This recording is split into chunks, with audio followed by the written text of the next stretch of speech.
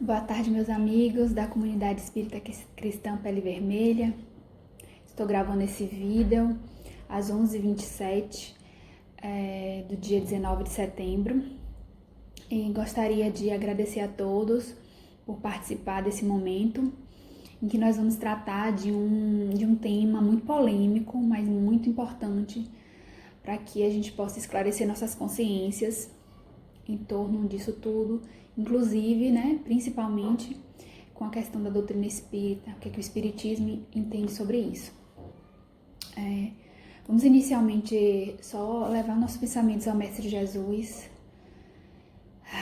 rogar amparo dos espíritos benfeitores, que eles possam estar conosco neste momento, nos amparando, nos guiando, envolvendo as nossas famílias em um manto de luz e amor, que o Divino Mestre Jesus, esse verdadeiro jardineiro de nossas almas, que as tem cultivado diariamente, possa colher os frutos de beleza, de afabilidade, de crescimento espiritual. Que nós possamos estar conectados com o psiquismo divino, aprendendo todos os dias e a cada dia a nos melhorarmos e ajudarmos a obra da criação, a obra divina da criação, a fazermos a nossa parte nesse grande todo.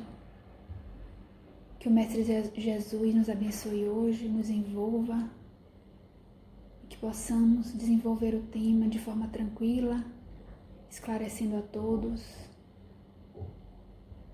Que Ele esteja conosco, assim como os espíritos benfeitores, hoje e sempre. Que assim seja. Então vamos lá. Inicialmente, a gente vai tratar de algumas terminologias, certo? Que para a gente entender quando é que realmente começa a vida. E, na verdade, os estudiosos dizem que essa questão de quando começa a vida é um pouco inapropriada de se questionar, porque com exceção de controvérsias relacionadas a vírus, todas as células são vidas, então elas são consideradas vida, mas nem todos são indivíduos, né? Indivíduo é aquele representante da nossa espécie. Então, o embrião, o feto, a gente trata como vida, porque ali já iniciou a célula humana, já iniciou a vida e mais além, né? O feto, ele é mais do que apenas a vida, ele é o indivíduo. Por quê? Porque ele representa a nossa espécie, né? Ali no feto tem toda a carga genética já que ele vai levar por toda a sua vida, por toda a vida do indivíduo, né? Essa diferenciação terminológica ela é muito importante, por quê? Porque antigamente não se entendia os escravos, por exemplo, como pessoas, entendiam eles como seres humanos, porque o humano é um conceito mais genérico. O ser humano poderia ser todos os seres vivos da espécie humana, mas pessoa somente eram os brancos e até uma certa época, se eu não me engano, as mulheres também não eram pessoas, porque elas eram propriedade dos homens, certo? Só que a nossa legislação, a despeito de tudo isso, ela prevê o direito à vida e mais ainda, ela prevê os direitos do nascituro. No artigo 2º do Código Civil, tem claramente dizendo que a personalidade civil começa com o nascimento com vida, mas a lei põe a salvo os direitos do nascituro, desde a sua concepção.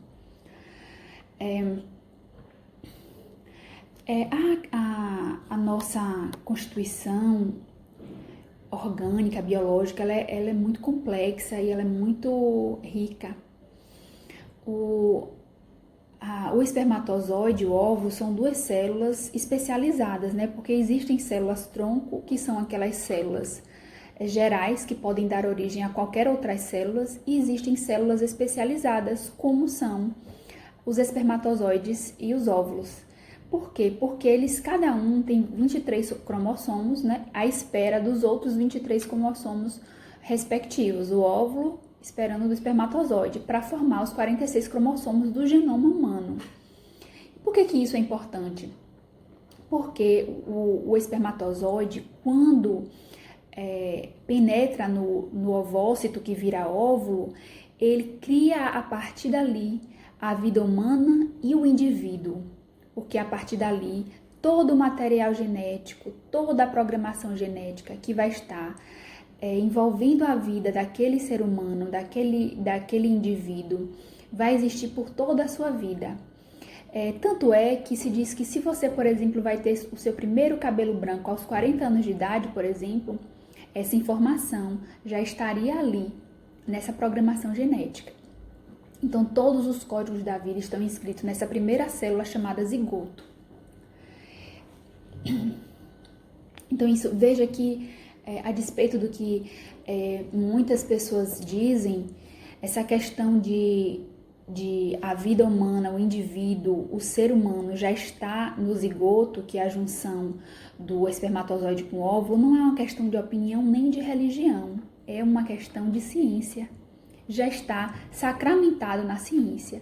E aí vem algumas teorias para se discutir isso, quando a ciência já deixou claro, principalmente porque inúmeros livros, na verdade os livros de embriologia mais adotados das faculdades de medicina, eles adotam essa teoria que chama a concepcionista, em oposição àquela teoria que seria a teoria da anidação, que só haveria a vida humana quando houvesse a implantação, né?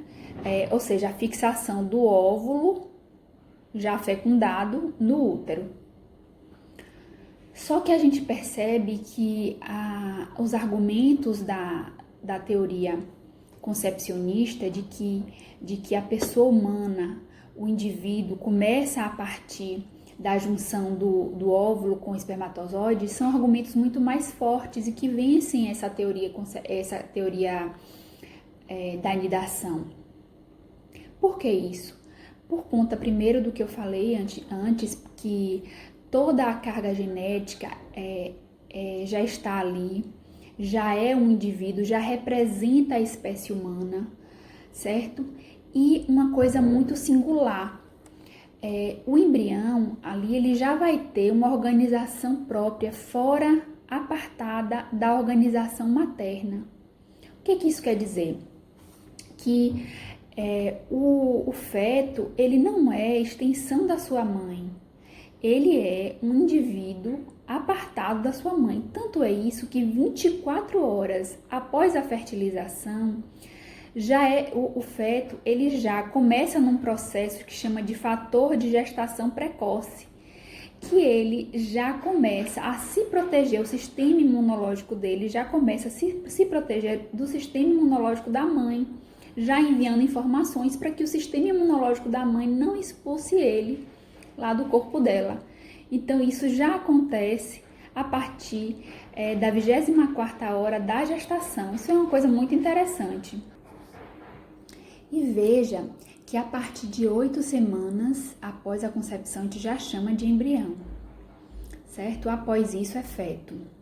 E que com 3 semanas, olha que interessante, já tem o coração. E que com 13 semanas, ele já chupa o dedo. E estudos dizem que já há dor fetal, ou seja, o bebezinho já sentiria dor. E é interessante isso porque existe um documentário chamado O Grito Silencioso, The Silent Scream, do médico Dr. Bernard Knudson. Bernard Knudson é um médico que, inicialmente em sua carreira, foi pró-aborto, né? Ele foi responsável pelo processo, um dos responsáveis pelo processo de legalização do aborto nos Estados Unidos. Mas com o passar do tempo, com o desenvolvimento das tecnologias e do ultrassom, que ele verificou que foi possível se analisar e se verificar que ali existia uma vida humana, realmente era um ser humano em miniatura, né? Era uma pessoa em miniatura. Quando ele percebeu isso, ele mudou completamente sua opinião, mudou a sua visão e mudou de lado. Começou a ser pró-vida, porque ele foi responsável pela morte de milhões de fetos, milhões de bebezinhos, mas ele se regenerou no momento em que ele percebeu, né, que o que ele estava fazendo era muito errado, ele estava matando uma vida humana. E aí nesse documentário, O Grito Silencioso, tem no YouTube, basta procurar O Grito Silencioso, The Silent Scream. Ele mostra exatamente o momento em que o aparelho do médico abortista é inserido na cavidade uterina da mãe, e o momento em que esse aparelho busca sugar, porque é um aparelho de sucção, dá para ver a imagem do ultrassom, e que no momento em que isso acontece, o bebezinho percebe que sua vida está em perigo e começa a se movimentar dentro do útero, a ficar muito intranquilo e desfere aquele grito, né? Diz que desfere aquele grito que ninguém ouve, mas que representa uma vida que está sendo esfacelada.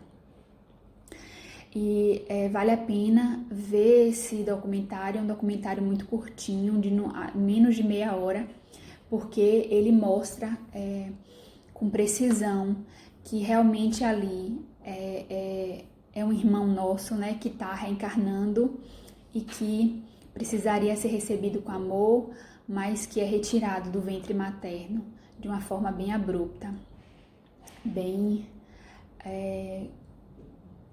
assustadora. E o espiritismo, ele é essa ciência que caminha concomitante à ciência humana, né? Ele tem sua vertente de ciência e caminha concomitante com a ciência humana, e ele já dizia lá no Livro dos Espíritos que o momento de ligação da alma ao corpo é no momento da concepção. Na pergunta 344 do Livro dos Espíritos, Kardec questiona: em que momento a alma se une ao corpo?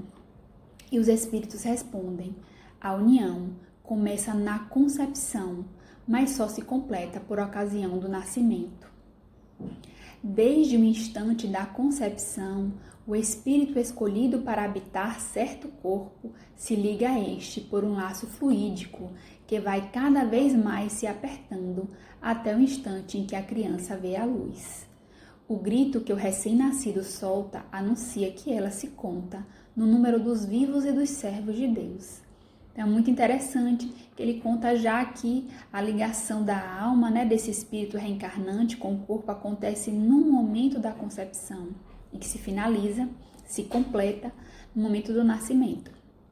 E recentemente, que mais ou menos, se eu não me engano, salvo engano, há uns 5 anos, houve uma questão muito polêmica sobre o aborto do feto anencéfalo, que é tecnicamente chamado de anencéfalo. Os especialistas dizem que, na verdade, o bebezinho não nasce sem cérebro, ele nasce com o cérebro defeituoso, né?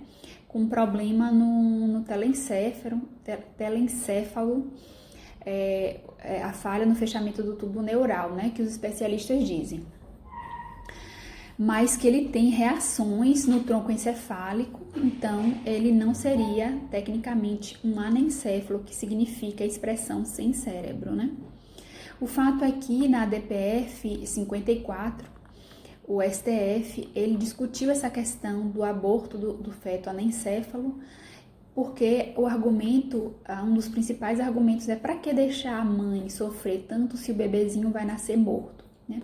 E isso é um grande equívoco, tanto pelo lado da ciência quanto pelo lado espiritual. Pelo lado da ciência, a gente tem exemplos de bebezinhos que continuam vivos, né, depois de nascerem ainda com esse problema da anencefalia. E um desses exemplos é um bebezinho que nasceu no La Fraternidade Maria de Nazaré, que é vinculado ao palestrante e psicólogo espírita Emerson Pedersoli. Tem vídeos interessantíssimos dele no YouTube. Quem quiser pode procurar, Emerson Pedersoli. E ele conta que no Lafran teve uma criança anencéfala que viveu por 3 anos.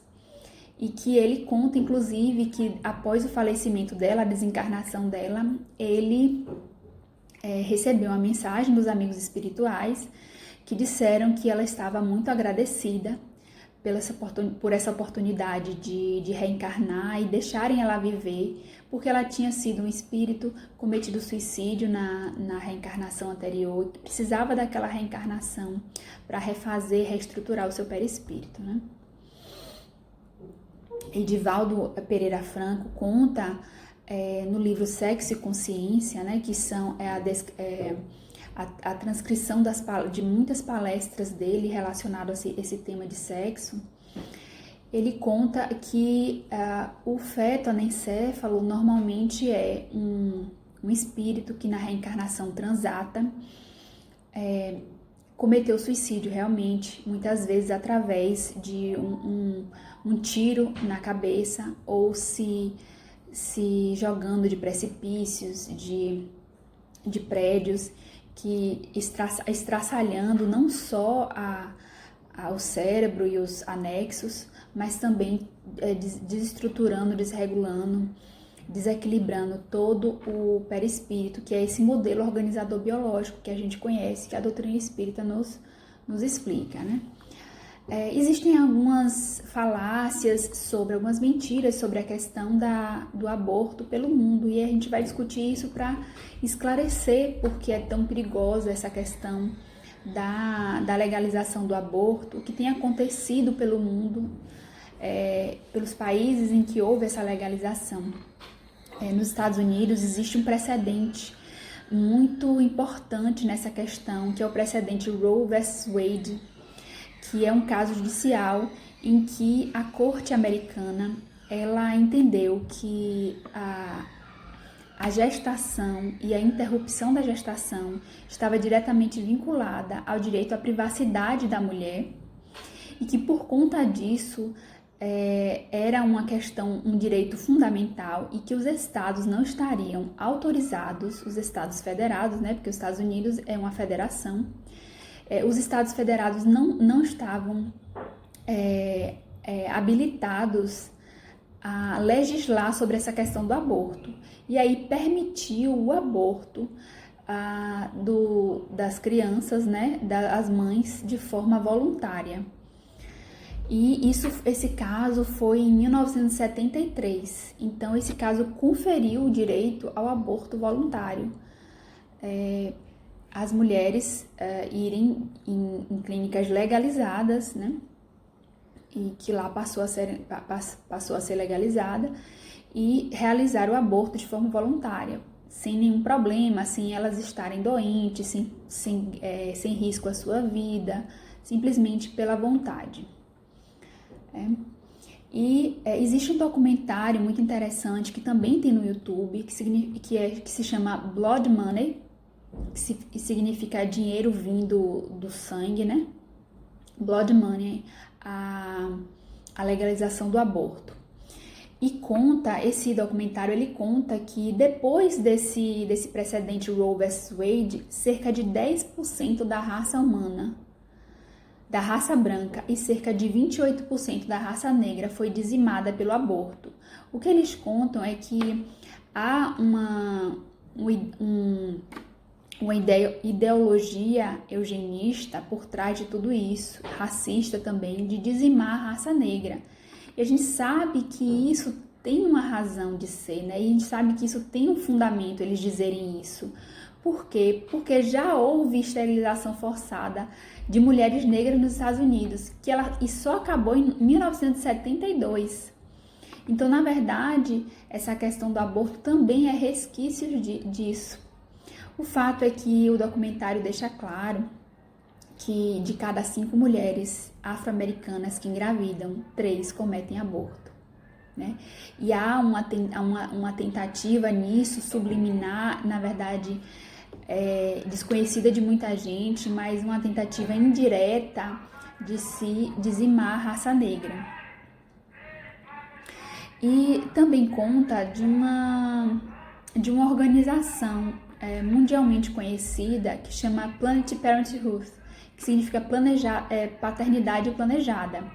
Que essa organização, até antes da legalização do aborto, ela se infiltrou nas comunidades jovens, né, com essa ideia de contracepção, de paternidade planejada, da mulher ter esse direito, né, de organizar sua vida sexual, que aparentemente parece uma coisa muito boa, mas que por trás tem toda uma ideologia de brincar com a vida humana, de poder ceifar a vida humana quando se tem vontade, quando aquela vida que está vindo não é desejada, né? E eles perceberam que a iniciação sexual desses jovens estava iniciando, a iniciação sexual estava começando cada vez mais cedo, né? E essa organização, Planned Parenthood, se localizou na Geórgia, por exemplo, e em locais onde tem um centro universitário, onde tem escolas, para que ficasse mais fácil esse acesso desses adolescentes, dessas jovens, a essas informações de paternidade planejada. Lá eles recebiam os contraceptivos, informações e a informação de que se nada desse certo ali, eles poderiam fazer o aborto, né? Então, a partir do caso Roe vs Wade, a questão do aborto virou uma opção para quando o contraceptivo falhasse. Existe nesse documentário uma ex-proprietária de uma clínica de aborto, e ela tem um papel nesse documentário fundamental, porque ela traz informações de dentro do que acontecia na clínica, das coisas que ela fez, né? A gente vai ler algumas coisas aqui que ela disse, são realmente estarrecedoras, mas são muito informativas, e ela, né, começou a se regenerar em relação a isso. Mas ela conta muita coisa que ela fez, ela inclusive conta de um produto que eles tinham. Ela fala exatamente isso: nós tínhamos um produto de venda chamado educação sexual, que consistia em vencer a timidez natural, separar essas crianças da família e de seus valores, para nos tornarmos os especialistas de sexo de suas vidas, para que eles recorressem. Né? Ela disse que elas davam um anticoncepcional de baixa dosagem ou um preservativo defeituoso, né, que eles tinham sempre o mais barato, e caso isso não desse certo, eles tinham a opção de fazer o aborto, né? Que a meta era realizar de 3 a 5 abortos em meninas de idade de 13 a 18 anos. E em relação a essa organização internacional que começou nos Estados Unidos, a Planned Parenthood, quem começou essa organização, quem estava à frente dela, né, que hoje já é falecida, é a Margaret Sanger. A Margaret Sanger, ela era uma ativista, enfermeira, uma ativista a favor do aborto, né? Na verdade, ela era racista e eugenista também. Ela dizia que queria livrar o mundo dos parasitas humanos, coisa que também os nazistas diziam. Hoje em dia, a Planned Parenthood, ela se recusa a dizer isso, né? Ela se recusa a dizer que é eugenista, racista. Depois da Segunda Guerra Mundial e do Holocausto dos judeus e de tudo que os nazistas fizeram, ficou feio para eles dizerem que o aborto para eles era algo completamente aceitável, né? E o mais interessante é que se você for na internet e colocar o nome Margaret Sanger, vai aparecer que ela simplesmente foi uma enfermeira, sexóloga, escritora e ativista, né, da paternidade planejada, como eles colocaram esse nome. Só que antes o nome era Liga Americana de Controle da Natalidade, né? Eles mudaram esse nome de paternidade planejada exatamente porque Liga de Controle de Natalidade fica muito claro que você não quer que nasça, né? Você quer ter controle sobre quem vai nascer ou não, né? Só que se você for na internet procurar, você vê apenas que ela foi uma ativista, que diz inclusive que ela não era pró-aborto, né? Ela simplesmente queria mostrar às mulheres os contraceptivos, mas não é verdade, a gente vai ver isso mais à frente até um pouco, inclusive com anticoncepcionais que ela criou, contraceptivos, na verdade, que significa a mesma coisa, né? Contraceptivos que ela criou e tinha o nome de pro-race. Pro-race significa a favor da raça, né? E que depois da Segunda Guerra eles mudaram para pro-choice, a favor da escolha, dando essa ideia equivocada de que é uma escolha da mulher fazer ou não aborto, né? Na verdade, o slogan número 1 dessas feministas de terceira geração e do pessoal que é pró-legalização do aborto é que a mulher tem que ter o direito de escolha, é pró-escolha, né? Só que você percebe em muitas circunstâncias, inclusive há estudos dizendo que 80% das mulheres, elas não tiveram escolha. Elas estavam em situação de muita pressão, opressão, coerção, seja de familiares, seja do companheiro, seja da sociedade, com medo de rechaço social. Ela se viu obrigada a fazer isso, né? Muitas vezes você percebe que não é uma questão de escolha mesmo. Tanto é que neste documentário passam as mulheres falando, né, que elas foram oprimidas de certa forma, que a família, com a pressão psicológica, fez com que elas abortarem, né? Conta inclusive essa antiga dona da clínica de aborto, ela conta que recebeu uma ligação e que a moça, e que do outro lado tinha uma mulher dizendo assim: eu gostaria que você marcasse um horário para o aborto de minha filha. Ela é legalizada lá nos Estados Unidos e a atendente perguntou, né? Ela gostaria de fazer o aborto e a mãe respondeu: essa não é uma escolha dela. Então a gente percebe que apesar desse slogan ser de escolha, na verdade, faticamente, né, não existe essa escolha. Inclusive, se diz que muitas das mulheres foram questionadas, e no momento que elas foram questionadas, mas por que você não fez? Você não optou por outra saída, né?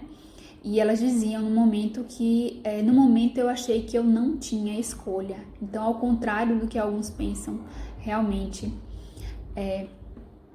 as mulheres que cometem, a grande maioria das mulheres que cometem um aborto é porque elas acham que naquele momento não tem outra opção, não tem outra escolha.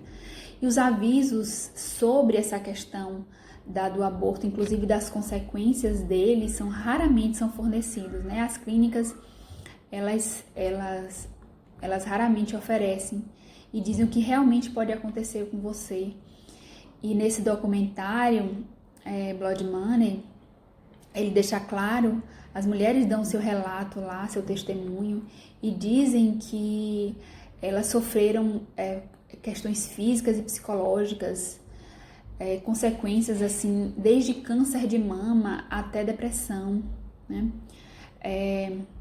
Muitas contam que tiveram pesadelos, passaram anos tendo pesadelos com gritos de crianças, e que nós, né, espíritas, nós sabemos que as consequências disso são esses espíritos abortados que desenvolveram um sentimento de ódio, de rancor contra a mãezinha que não permitiu que eles nascessem para completar seu ciclo, né, evolutivo.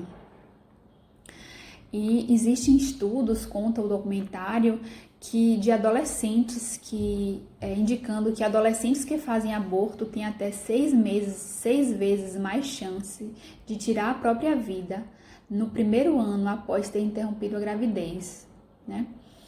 E a Carol Everett, que é a ex-proprietária da clínica de aborto, ela conta vários episódios que aconteceram, na forma como eles se livraram de bebês completamente formados já.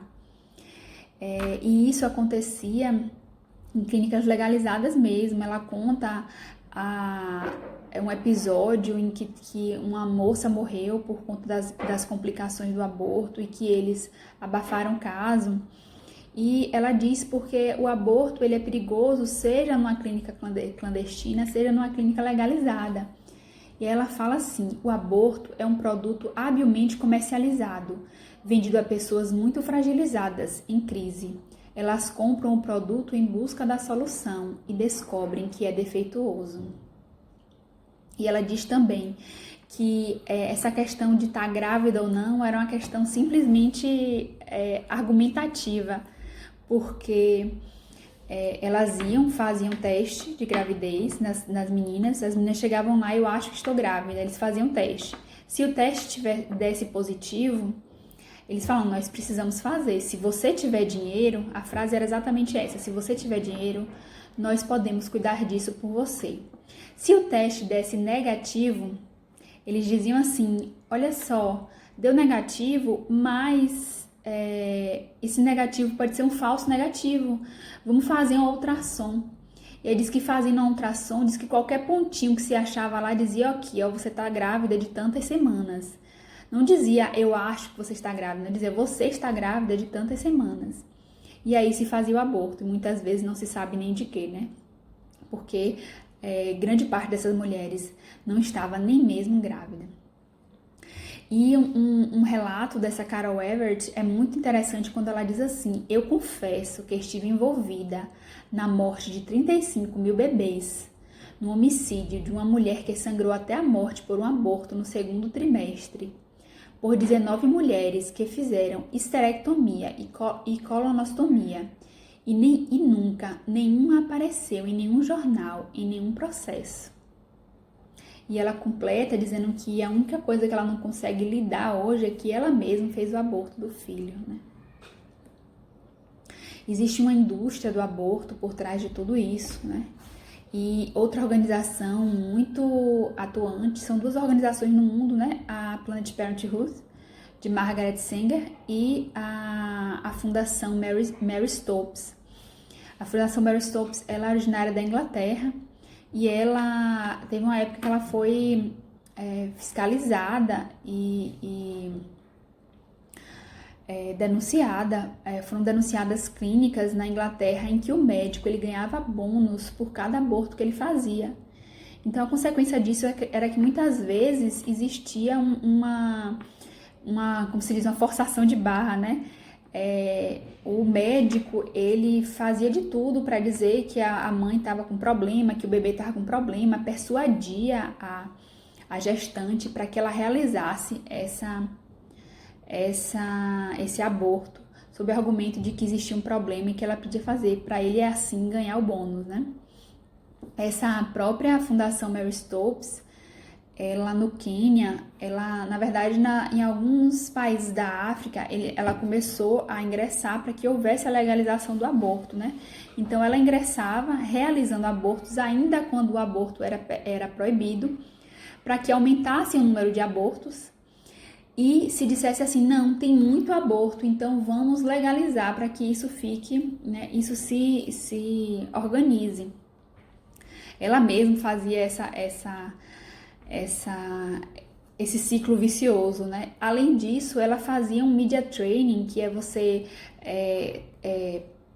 convencer, o processo de convencimento e treinamento dos profissionais de imprensa para que eles sejam pró-legalização do aborto, né? E ela fez isso em alguns países da África.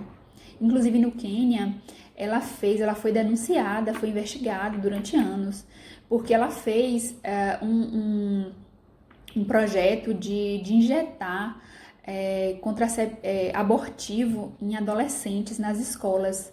Elas iam lá, a fundação ia lá, sob o argumento de que ia dar palestras sobre paternidade planejada, e chegou lá e começou a aplicar abortivos que teriam duração de 5 anos no corpo daquela adolescente, daquela jovem, e que abortaria qualquer coisa que ela tivesse por esse período de 5 anos.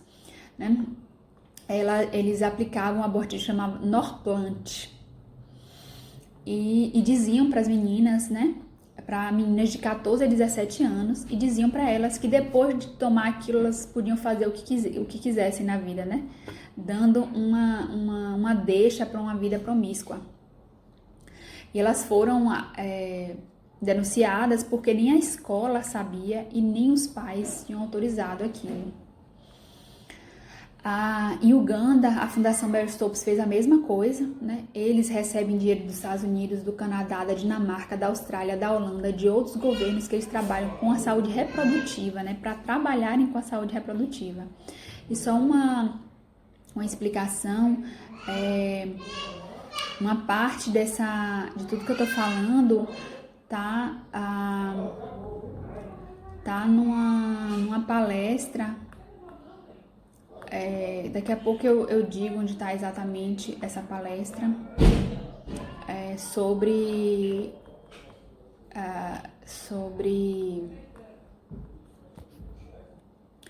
o aborto. E outra parte está numa palestra de Dr. Ramonier Miranda, explicações sobre o aborto.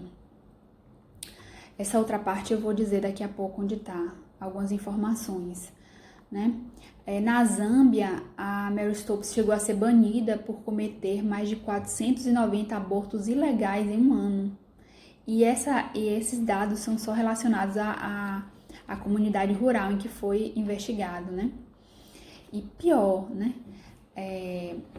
A Planned Parenthood, ela foi denunciada também há uns anos e passou algum tempo sendo investigada por conta de venda de órgãos. Olha onde a gente começa com ilegalidade, a gente acha que a gente abriu apenas uma portinha, né? A gente, na verdade, abriu a primeira brecha para que outras coisas ilegais, imorais, né? Totalmente contra as leis de Deus, tivessem início. E a Planned Parenthood foi investigada exatamente por venda de órgãos, né? Elas mostrando, inclusive, tem uma reportagem que passa eles vendendo os órgãos dos bebês, né? Porque eles mesmos faziam os abortos, né? Então eles tinham aquela habilidade para não danificar os órgãos e tudo, e depois vendia. E muitas vezes se percebia que não eram nem fruto de abortos, eram fruto realmente de nascimentos que existia e eles não queriam, né? O bebê já estava completamente formado. Uma coisa interessante para nós espíritas é a informação de que Mary Stopes, ela disse que ela ouvia uma voz que disse a ela que ela deveria pregar métodos reprodutivos, né? Essa ideologia dos métodos reprodutivos e do aborto, e que essa voz era de Deus, que ela pregava essa voz, escreveu um livro sobre que o casamento, a finalidade do casamento não é a procriação, o sexo, a finalidade do sexo não tem nada a ver com a procriação, mas com o prazer absoluto da mulher, que ela pode usufruir, assim como o homem pode. E a gente sabe que ela realmente poderia ouvir mesmo essa voz, mas que não era de Deus, com certeza, né? A gente sabe que espíritos ignorantes, espíritos que estão vinculados ao mal mesmo, contra os ideais do Cristo, eles se revestem de espíritos evoluídos para dizer isso ou aquilo, né? Mas esse ideal de matar bebês com certeza não tem nenhuma consonância com o entendimento, o ideal cristão, ou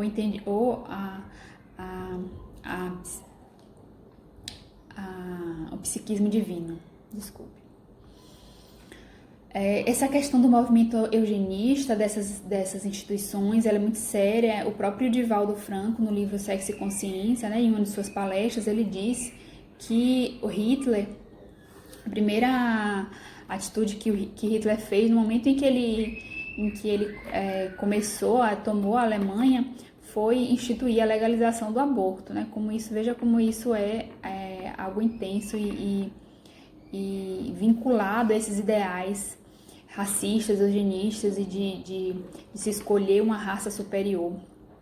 Inclusive, na Polônia, teve uma campanha de aborto que deu muita polêmica, porque eles colocaram a foto de Adolf Hitler junto de fetos abortados em um outdoor. e dizia assim na campanha: o aborto para mulheres polonesas foi introduzido por Hitler em 9 de março de 1943. Né? Muitas feministas da terceira geração não gostaram disso, porque estava vinculando a Hitler, mas a realidade é que sim, né? São ideais muito parecidos, são, para dizer, os mesmos ideais, né? De que a vida humana só vale se eu disser que ela é boa, ela não vale apenas por ser a vida humana, né? Ela vale porque alguém diz se ela é boa ou não é, se ela merece continuar viva ou não, né? Inclusive, Hitler, depois de um tempo, ele começou a proibir abortos em mulheres arianas, proibir e criminalizar, porque ele queria que a raça ariana fosse a dominante.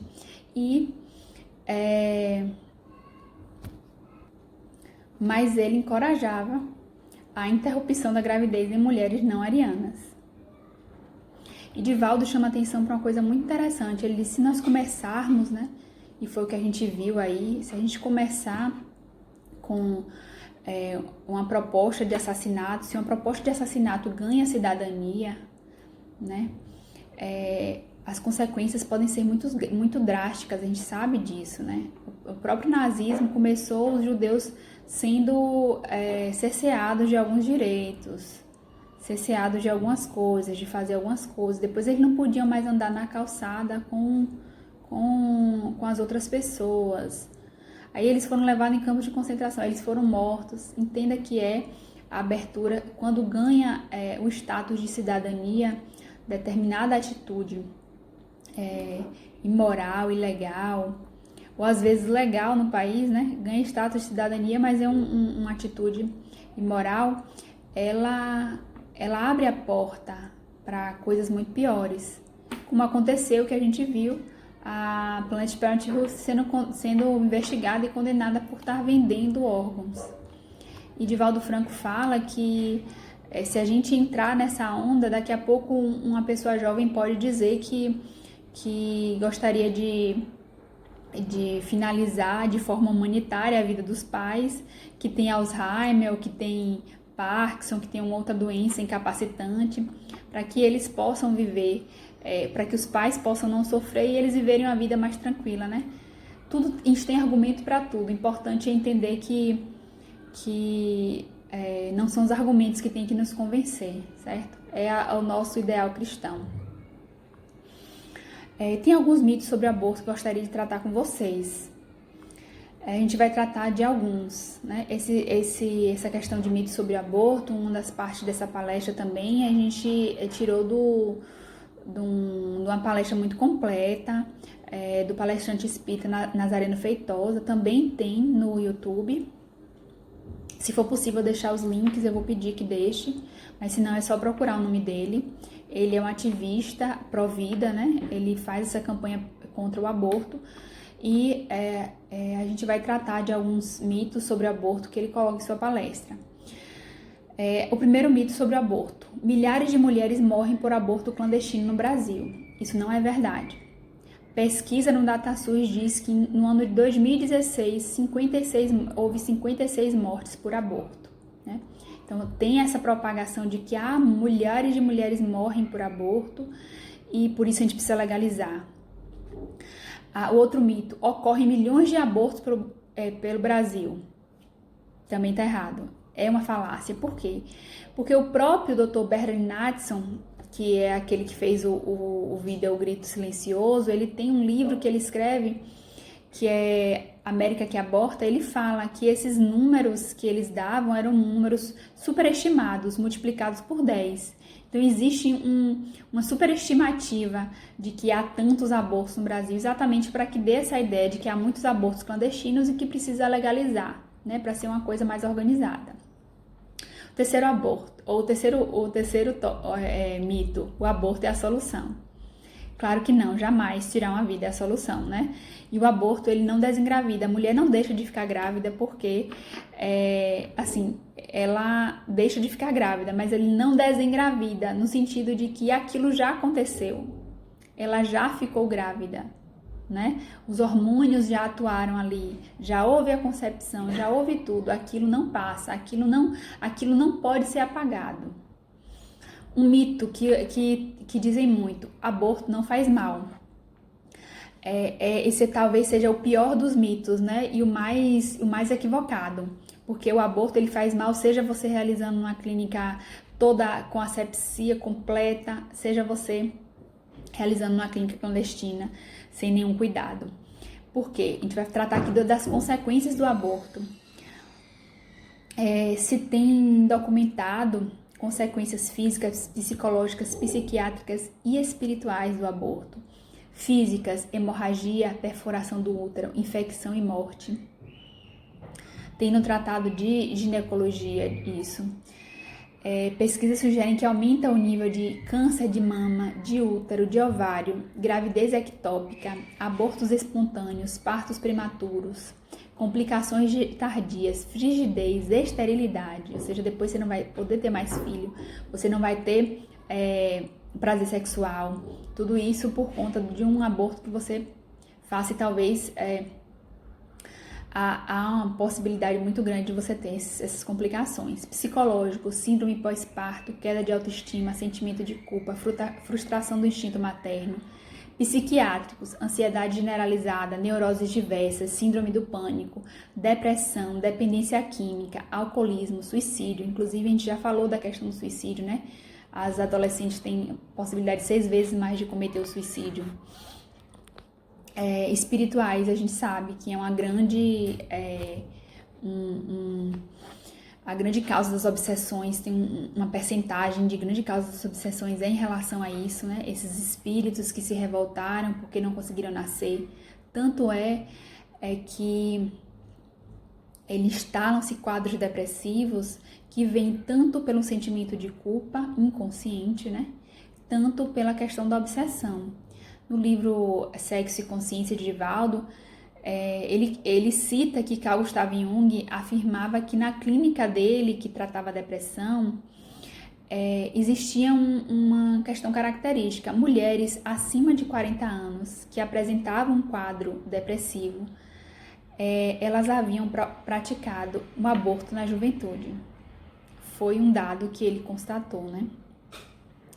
E por outro lado, tem pesquisas deixando claro que engravidar e amamentar previne câncer, reduz risco de câncer de mama, né? Tanto é que o câncer de mama, ele é um dos cânceres que mais atinge a mulher e ele aumentou vertiginosamente depois, nos Estados Unidos, depois da legalização do aborto. Por quê? Porque realmente isso muda, né? A gente sabe, nós espíritas sabemos que consequências drásticas das nossas atitudes, elas refletem no nosso perispírito, que refletem no nosso corpo.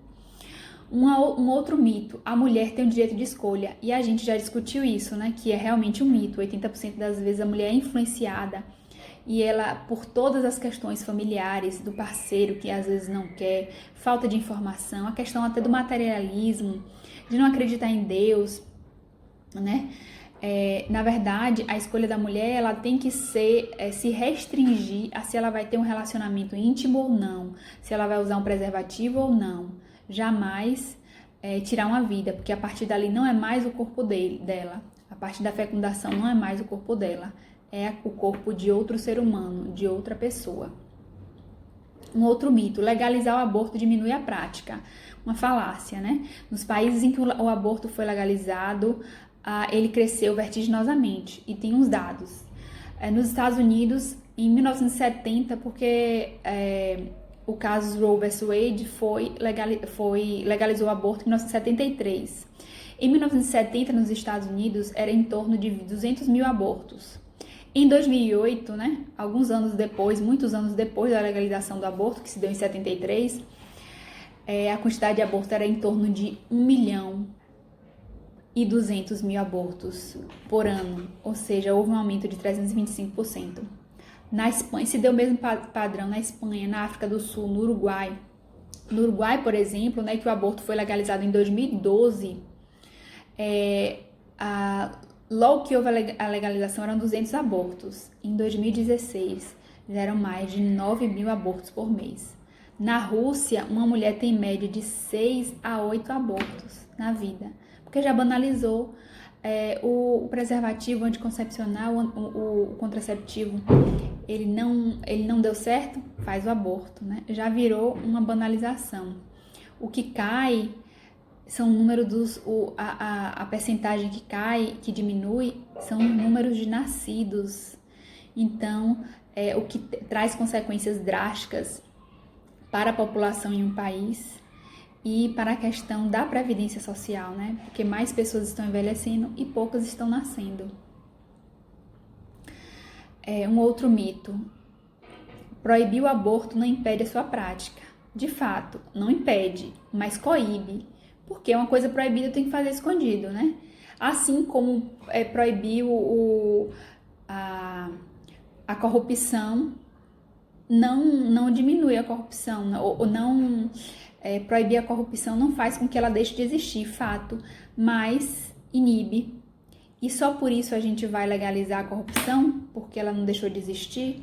Então, o que tem que se fazer é que as leis sejam efetivadas, né? A justiça entre em ação aí de uma forma mais incisiva, né? Que não haja essa impunidade que a gente tem visto. Um outro mito: o aborto de anencefalo preserva a saúde da mulher.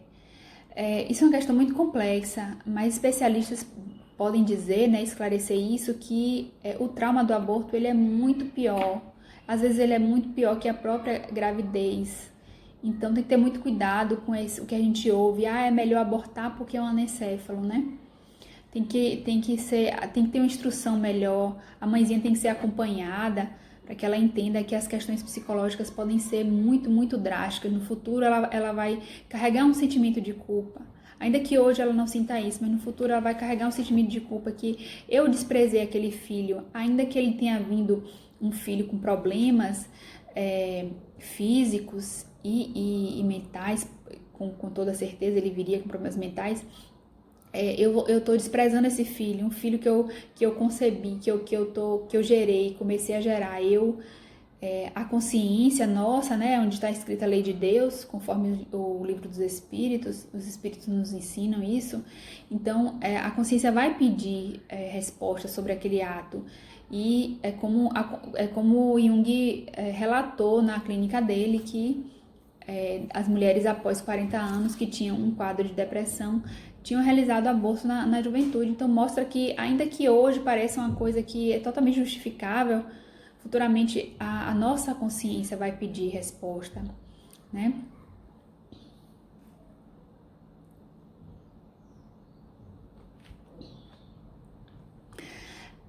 E o último mito que a gente vai tratar hoje: meu corpo, minhas regras. E a gente já viu que esse mito também não é verdade. O DNA do bebê é completamente diferente do DNA da mãezinha, certo?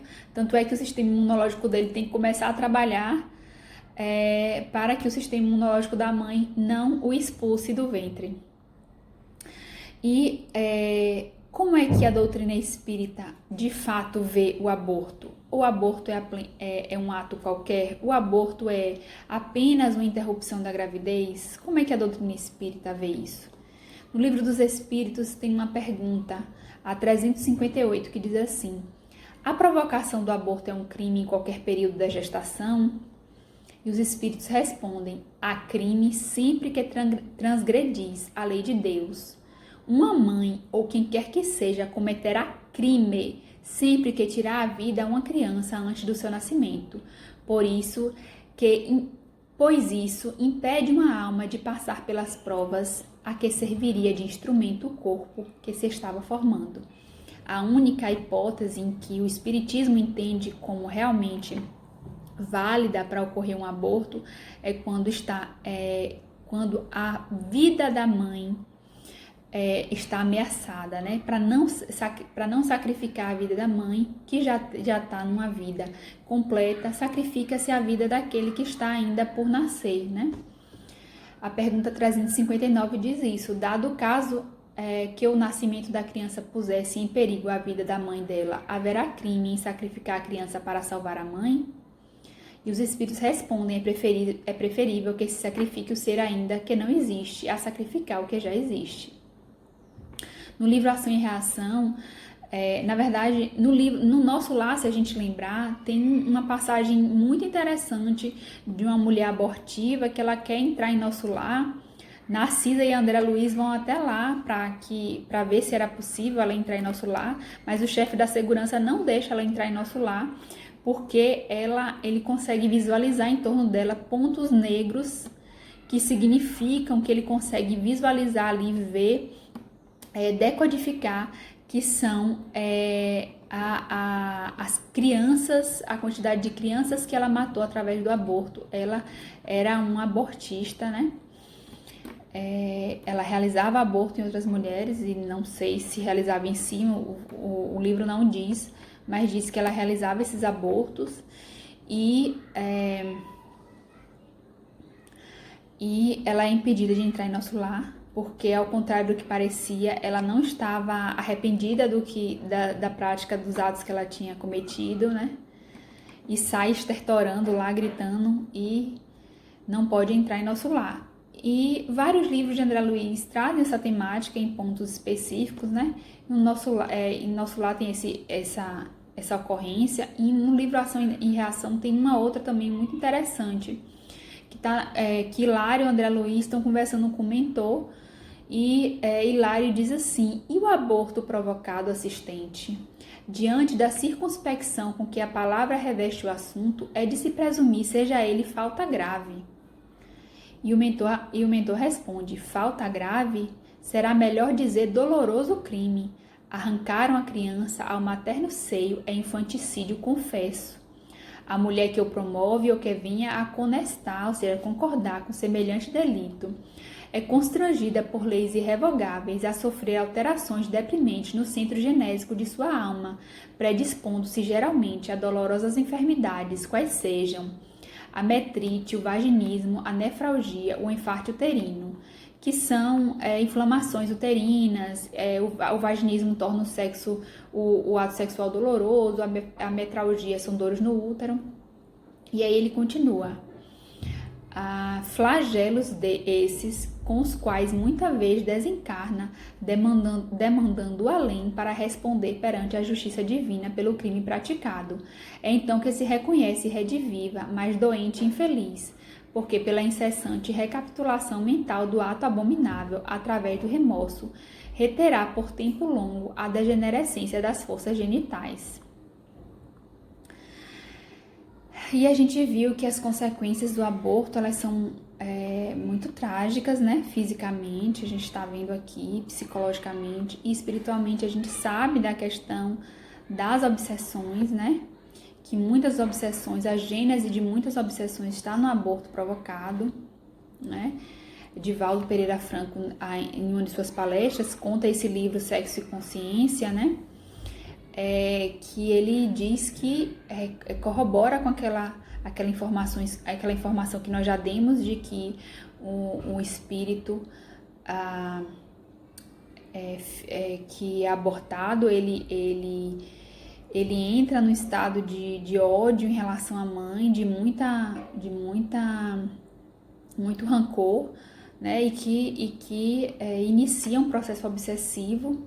Ele conta que esse espírito, ele inicia um processo obsessivo, inicialmente exacerbando os conflitos existenciais da mãe, né, que seria sua futura mãe, perturbando-a, trazendo estados depressivos e inclusive estados psicóticos. Por isso que é natural, inclusive, a gente ver mulheres que cometeram aborto com quadros depressivos, seja logo após, seja muito tempo depois, né?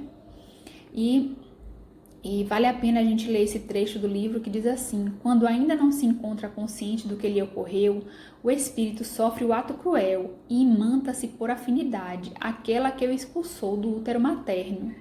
Como esses seres prematuramente expulsos do corpo já estavam com seu perispírito imantado às células, o organismo físico é eliminado, mas permanecem as suas fixações perispirituais junto ao organismo da mulher, o que poderá causar um futuro câncer de colo de útero e outras doenças do sistema reprodutor feminino. O ódio desses seres que tiveram a vida cerceada transforma-se em uma alucinação convertida em ondas mentais deletérias no organismo fragilizado da mulher, que as assimila e sofre alterações no seu estado de saúde. Então, o que acontece, né? Houve o aborto, mas o espírito já estava todo imantadinho lá no corpo da mãe.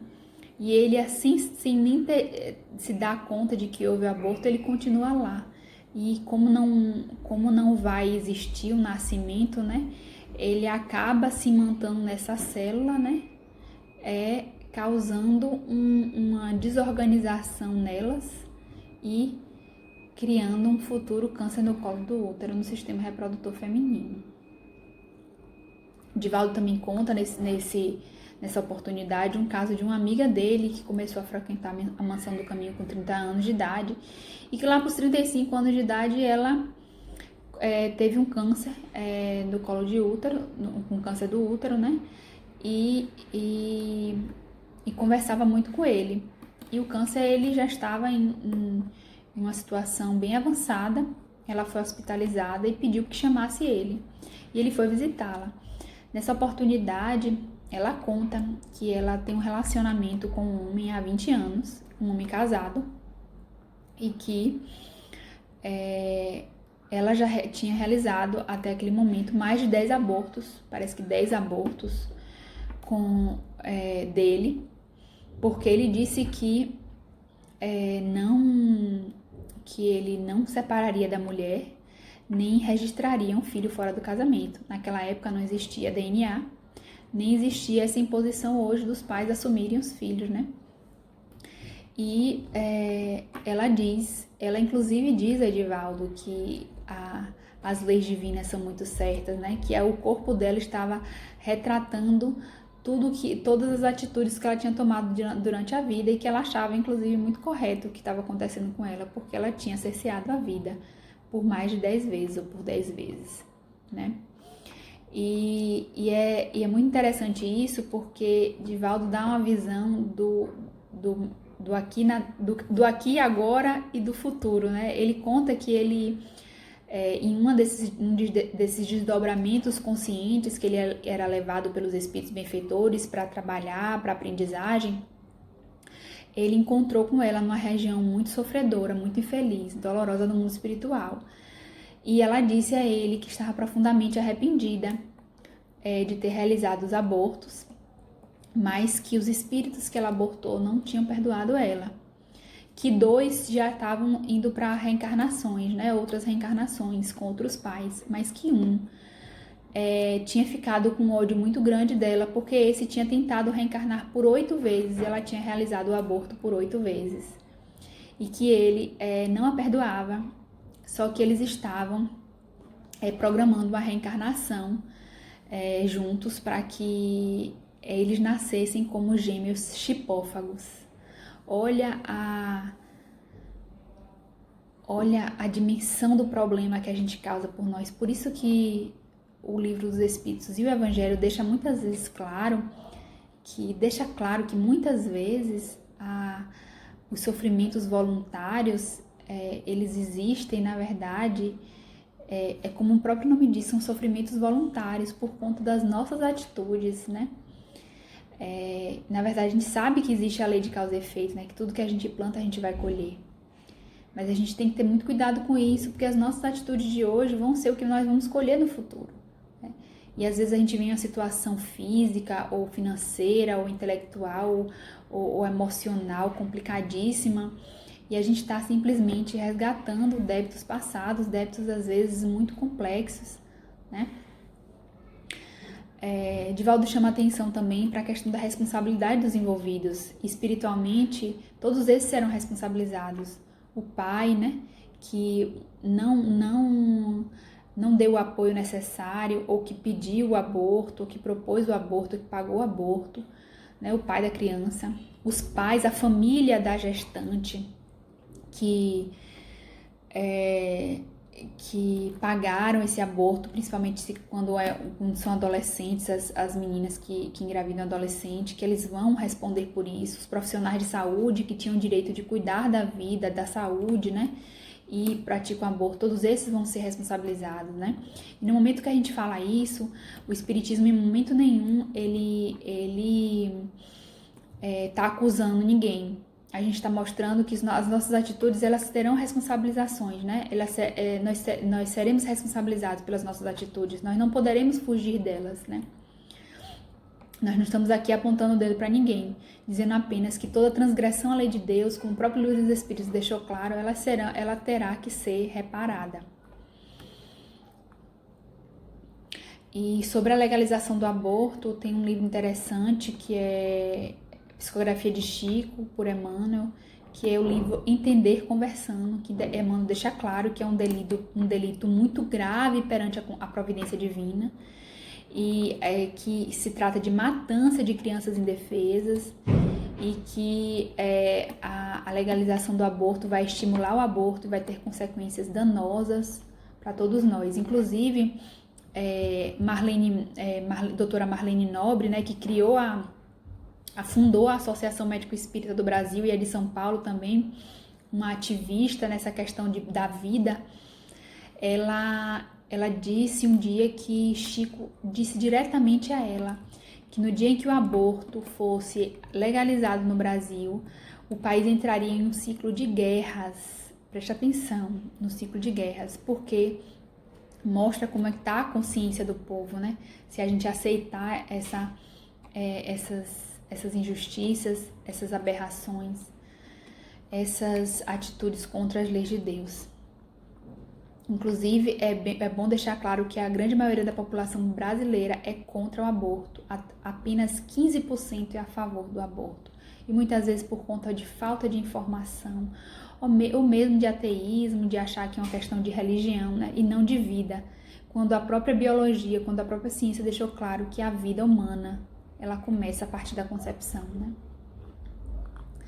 E vamos tratar rapidamente, assim, para já finalizando, sobre o estupro e a gravidez da criança de 10 anos, que recentemente, no mês de agosto, né, apareceu na mídia aí, e que a gente foi muito tocado por essa situação, principalmente porque a menina, ela passou por um trauma muito grande com o estupro, né? É uma criança que foi cerceada de sua vida infantil e passou por isso. E a gente é a favor da vida, da gestante e do bebê, né? E no momento em que eu ouvi sobre isso, eu, sem nem parar para pensar, falei, meu Deus, eu acho que talvez o aborto tenha sido algo certo para se fazer no caso, né? Vai livrar essa criança, essa menina tão novinha de um peso, né? E naquele momento eu tive uma compreensão completamente equivocada, né, por falta de informação. Depois eu vim buscar informação, porque nos esclarecendo que a gente sai da ignorância, que a gente consegue tomar as nossas atitudes de forma mais clara, mais consciente. E eu fui pesquisar e tudo, e fiquei atento para essa questão do aborto, e a gente vai tratar rapidamente aqui dessa questão, deixando claro desde o início que esse foi um caso utilizado pela mídia para novamente se levantar a questão da legalização do aborto, certo? Por que eu estou dizendo isso? Um dos fatos principais é que o médico que realizou o aborto, Nazareno Feitosa diz isso em sua palestra, o médico que realizou o aborto é um médico que ele é pró-legalização, então ele é ativista. E ele disse isso com conhecimento de fato, de causa, porque ele, Nazareno, vai nessas palestras públicas para defender a vida. E em uma dessas palestras públicas, esse médico expôs lá seu pensamento de legalização do aborto, né, no Brasil. Então já se vê que por início já tem uma questão aí, já quem realizou já foi um médico que é a favor do aborto. Mas tem outras complicações muito importantes que eu vou falar aqui, e é importante a gente ficar de olho. No Brasil, só para esclarecer, é possível 3 casos de aborto, né, permitido pela legislação, que é o caso do aborto quando a gestante tem perigo para a sua vida, né? E não existe outro meio de salvá-la. Inclusive, o Código Penal, ele é claro, risco de morte para a gestante e inexistência de outro meio de salvá-la. Aí que é o aborto necessário ou terapêutico. O Código Penal deixa claro isso. O segundo caso de excludente de licitude é o aborto no caso de gravidez resultante de estupro, que seria o aborto humanitário, entre aspas, né? E o terceiro caso foi um caso que não tem na legislação, que foi um ativismo judicial pelo STF, que é o aborto do anencéfalo, que a gente já tratou com a DPF 54, certo? Então, em critérios de legalidade, a atitude do médico, a atitude do juiz que deu a decisão e a atitude do hospital foi dentro da legalidade. Então, não houve ilegalidade, certo? Por quê? Porque foi resultante de estupro. E por resultante de estupro, há essa possibilidade. Agora, tem uma coisa. Parece que por conta do tempo de gestação, não seria mais estupro, ou não seria mais aborto, e sim, por ter viabilidade fetal, não seria mais aborto. E aí, precisou de uma autorização judicial para isso. A violência com a menina, em relação à menina foi algo que nos tocou muito. Ela tinha 10 anos de idade, mas sofria com abuso sexual, com o estupro, com a violência sexual já há 4 anos, desde os 6 anos de idade, né? Ela teve traumas psicológicos muito intensos, uma lesão continuada, né? Inclusive com ameaças, que o tio ameaçava que iria matar o avô se ela contasse qualquer coisa, né? Ela era uma menina de 10 anos, é uma menina de 10 anos de idade, ela não tem consciência. Lembra quando você tinha 10 anos de idade? Você muitas vezes brincava de boneca, você não tem consciência do que é uma gravidez naquele momento, então você não tem culpa nenhuma, né? Como a gente disse, o aborto não desengravida, a violência sexual foi um trauma, o aborto foi um segundo trauma. Por que acrescentar um segundo trauma, né? E a imprensa diz que ela queria gravidez, mas como a gente disse, ela não tinha nem consciência exata do que era uma gravidez. Será que ela não foi influenciada, né? Sobre o bebezinho tinha 22 semanas e 4 dias, ou seja, ele tinha 5 meses e meio, mais de 5 meses e meio, pesava 537 gramas, né? Importante dizer que tem nota técnica no Ministério da Saúde que só permite o aborto legal até 22 semanas, porque a partir daí já há viabilidade fetal, não tem como matar, certo?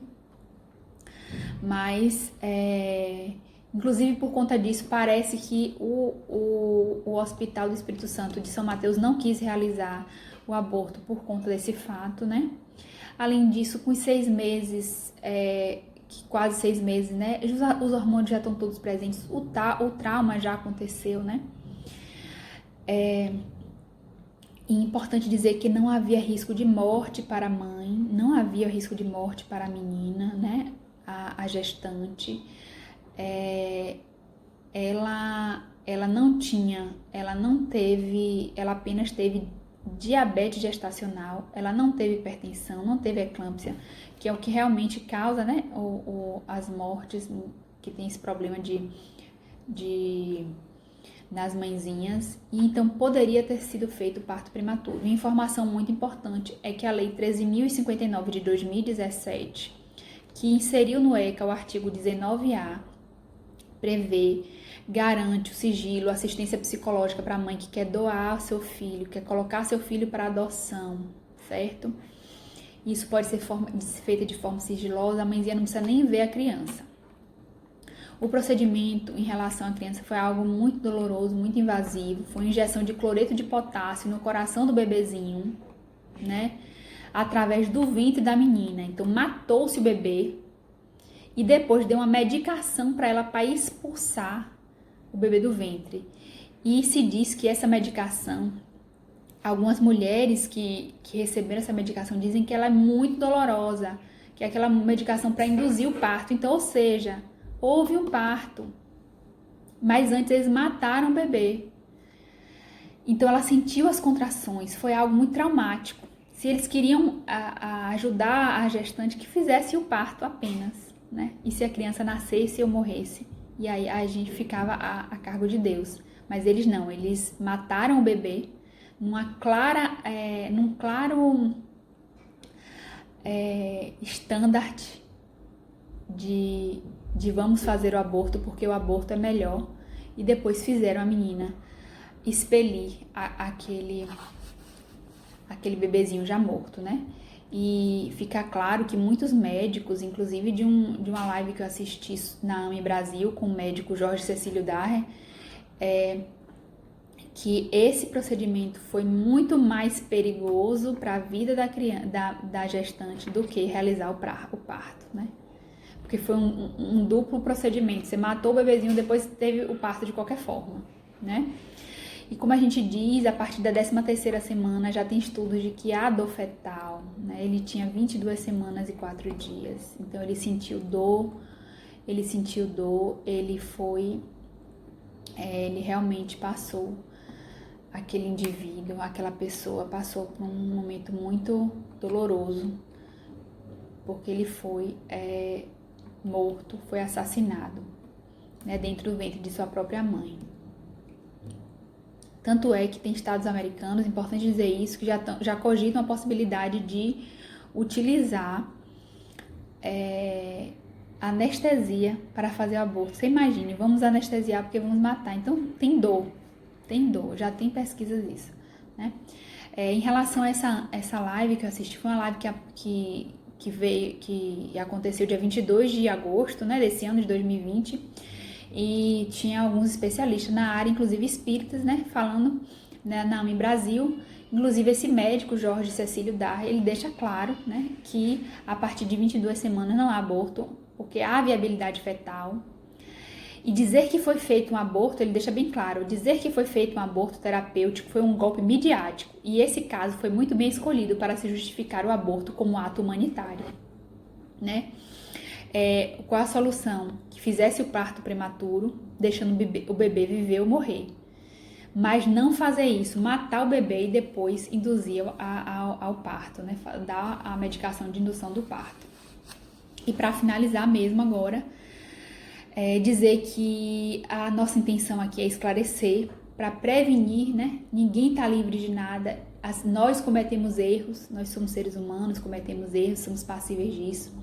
Mas a nossa obrigação é corrigir os erros que nós fazemos. E mais ainda, se nós temos algum conhecimento, se nós temos alguma lucidez, que a gente possa passar isso para as pessoas, para que evitem, né, que um maior sofrimento, um sofrimento voluntário, que virá com certeza no futuro, né? Então, nossa intenção aqui é, como a da doutrina espírita, esclarecer e consolar. É a doutrina consoladora, né? O consolador prometido pelo Mestre Jesus. Então, o objetivo é esclarecer e consolar. Não é apontar dedos, né? E, pelo contrário, nós estamos aqui a favor da vida do bebê e da mãe. Nós não estamos julgando ninguém, né? Nós estamos dando as opiniões científicas e ao entendimento da doutrina espírita. Até porque a gente tem que lembrar que Jesus mesmo disse que Deus não queria a morte do pecador, queria a morte do pecado, né? Do pecado, não do pecador. E que o amor curava a multidão de pecados. Então, qual a solução para isso? Já que, vamos supor, se você se vê tendo realizado um ato desse, o que fazer agora, né? Nós sabemos que Deus nos concede reiteradas vezes opções de recomeçar, opções de refazer os nossos erros, de refazer a nossa caminhada e conseguir sanar, né? A nossa própria reencarnação hoje é uma confirmação de que nós estamos resgatando os nossos erros e crescendo e evoluindo. Então, o que os especialistas dizem? O que Divaldo Franco, por exemplo, nos propõe, né? E outros também da área, outros palestrantes, outros psicólogos espíritas, que cometeu erro, vamos agora sanar. Adote um filho, engravide, porque aquele espírito que foi impedido de nascer, se você engravidar, deixar ele nascer direitinho, vai estar tudo sanado, né? O problema vai estar já corrigido. Se você não pode engravidar, adote. Se não pode adotar como filho, adote espiritualmente ou adote para pagar os estudos, dar apoio moral. Então, faça o bem, né? É o que ajude crianças, pessoas que não que têm necessidades, né? Tem pessoas necessitadas de alimento ainda hoje, a gente ainda vive nessa realidade, né? Pessoas que passam fome, né? Então, a gente pede que, a gente propõe, a doutrina espírita propõe que comece a fazer o bem de todas as formas que você conseguir, especificamente se relacionado a essas questões da infância, né? Porque tem uma correlação. E por fim, para dizer que a gente não minimize, não menospreze o significado do aborto, né? Usar a palavra aborto é um eufemismo, a gente está diminuindo a importância, porque o aborto é o assassinato de crianças indefesas pelas pessoas que teriam que ampará-lo e cuidá-lo, né? Então, vamos colocar esse standard pró-vida, né? A favor da vida, a favor da nossa própria consciência, a favor da nossa própria saúde e em consonância com as leis de Deus. Muito obrigada. Um dia de paz, uma tarde de paz, de amor, de tranquilidade para todos nós.